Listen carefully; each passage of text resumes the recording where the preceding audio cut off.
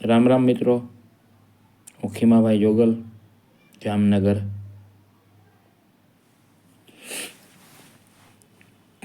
શોષણ વિડીયોમાં કાલે સાંભળ્યું મેં આપણા લોકલાડીલા એવા ભીખુદાનભાઈ ગઢવી, ભારતના એવા સાહિત્ય કલાકાર, શાસ્ત્રોના લોકલાડીલા,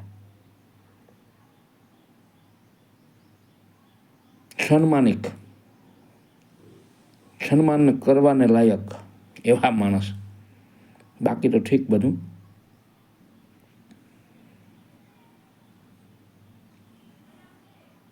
કાલે એ વિડીયોમાં બોલ્યા કે ભાઈ આજથી હવે હું સ્ટેજ છોડું છું,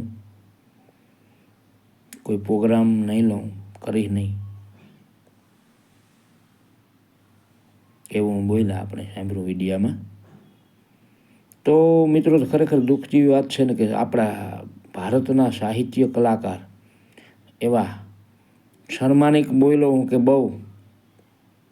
એનું કારણ છે કે એની વાત અને એનું સાહિત્ય એની જીભથી જે આપેલ છે બધાને વાણી, એને ઠેસ નથી લગાડી કોઈને, અને ઠેસ પોતે ખાધી નથી કોઈ દી. એવા એક કલાકાર આપણા. દુઃખ થાય ને આપણે કે બહુ કદના એને એમ કીધું કે ભાઈ સ્ટેજ ઉપર હવે નહીં ચડો. અને એની ઉંમર થઈ ગઈ છે, બરાબર છે કે હવે એના ઉંમર પ્રમાણે એ કીધું હોય, પણ બહુ જબરજસ્ત વાત છે. ભારતને પાછા એવા ભીખુદાનભાઈ જેવા માણસ નહીં મળે. કલાકાર તો થશે ઘણા, ને કોઈ સવાલ નથી, એવા કર્યા કરીએ,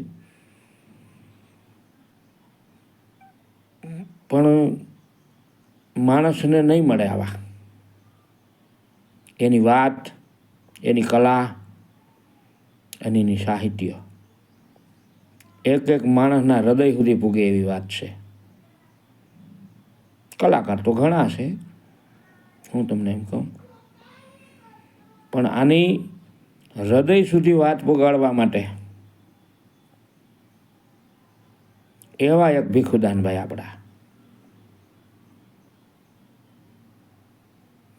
મિત્રો એક એની વાત છે શબ્દની કે સ્ટેજ ઉપર છેડ્યા પછી ભીખુદાનભાઈનો કોઈ સ્વભાવ નથી બદલો, એનો ભાવ નથી બદલો, અને એની વાણી નથી બદલી.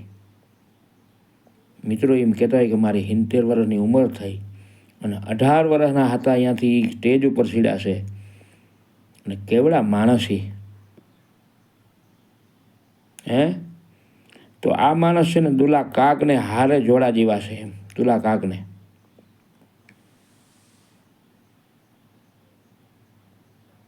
બોલો, એના ઉપર કાલે આપણે જોયું તો એમ થયું કે ભાઈ મિત્રો એવી વસ્તુ છે આ. જય મુરલીધર, જય માધવ, રાધે રાધે,